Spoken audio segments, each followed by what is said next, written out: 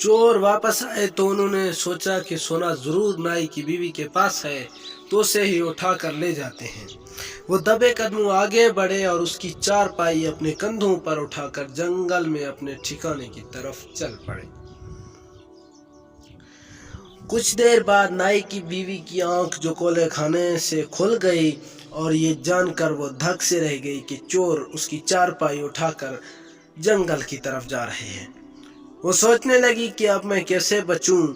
कुछ देर बाद चोर थक गए और वो एक घने बरगद के नीचे रखे और मशवरा करने लगे, और कुछ देर जहाँ रुकते हैं और चारपाई नीचे रखकर कमर सीधी कर लेते हैं।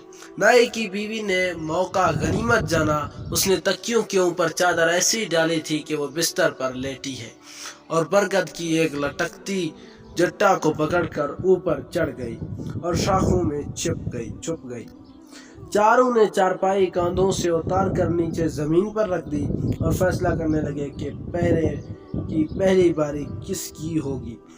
सरदार के नाम का कुर्रा निकला, लेकिन सब अभी तक नाक के जख्म की वजह से तकलीफ में थे। सब चोर सो गए और सरदार पहरा देने लगा। नाई की बीवी को अचानक एक ख्याल सूझा। उसने अपना सफेद दुपट्टा चेहरे और सर के गिर्द लपेटा और आहिस्ता आवाज में मोहब्बत भरे गाने गाने लगी। चोरों के सरदार ने ऊपर देखा तो उसे चांदनी में एक खूबसूरत औरत दरख्त पर बैठी दिखाई दी।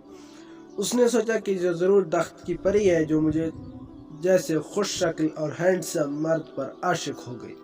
उसने अपने मूंछों को ताव दिया और पूछा, कौन हो तुम?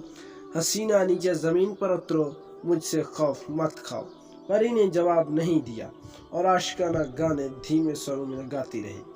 सरदार ने यह देखा तो खुद दरख्त पर चढ़ने लगा। जब वो परी के करीब पहुंचा तो परी ने एक सर्द आह भरी और मुंह दूसरी तरफ फेर लिया। इतना उदास होने की क्या बात है परी? सरदार ने बेताब होकर पूछा। नाई की बीवी ने उदास लहजे में कहा, मुझे लगता है कि तुम एक हरजाई हो और मुझसे मोहब्बत नहीं करती। लंबी नाक वाले मर्द हमेशा हरजाई होते हैं। सरदार ने उसे अपनी वफा का यकीन दिलाने की बहुत कोशिश की, मगर वो ना मानी। आज ये नाई की बीवी ने कहा, ऐसा करो कि अपनी ज़बान को लंबा सा बाहर निकालो, मैं उसे अपनी ज़बान से छू कर जान लूंगी कि ये ज़बान सच बोल रहा है या झूठ।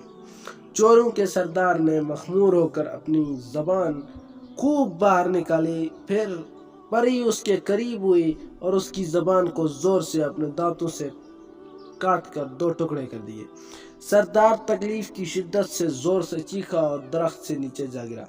क्या हुआ? दूसरे चोर जाग गए। बल बल बल, सरदार ने ऊपर देखने की दरख्त की तरफ इशारा करते हुए कहा। वो ज़बान काटने की वजह से बोलने से कासिर हो चुका था। सरदार पर जादू हो गया है, दरख्त पर जरूर कोई असीब है, चोर घबरा कर बोले। उसी वक्त नाई की बीवी ने अपनी सफेद चादर लहरानी शुरू कर दी और मुंह से खौफनाक आवाजें निकालने लगी। चोरों के खौफ से जान निकल गई। उन्होंने बदहवास होकर अपने सरदार को कंधों पर उठाया और अपने घर की तरफ भागने लगे। वो दूर निकल गए तो नाई की बीवी ने अपनी चारपाई सर पर उठाई और अपने घर की तरफ वापस चल पड़ी। सरदार की ज़बान का जख्म कुछ ठीक हुआ तो उसने अपना तल कर और इशारे करके बताया कि उसके साथ क्या हुआ था। चोर अब अपनी नाकें और ज़बान कटवाकर इस नतीजे पर पहुंच चुके थे कि नाई की चालाक बीवी से मुकाबला करना उनके बस में नहीं है। वो बादशाह के पास चले गए और उससे इंसाफ तलब किया कि वो नाई से उन्हें उनकी मेहनत का मुआवजा दिलवा दे। लेकिन नाई की बीवी ने अपना मुकदमा पेश किया और सबूत के तौर पर चोरों की नाकें पेश की। बादशाह ने चोरों को जेल में डाल दिया और नाई को अपना वजीर आजम बना दिया। उसने कहा कि जब तक इस नाई के सर पर उसकी अक्लमंद बीवी का साया सलामत है, ये कोई अहमकाना काम नहीं कर सकता और हमें इससे बेहतर वजीर आजम नहीं मिलेगा। नतीजा, बादशाह हमेशा सच बोलते हैं।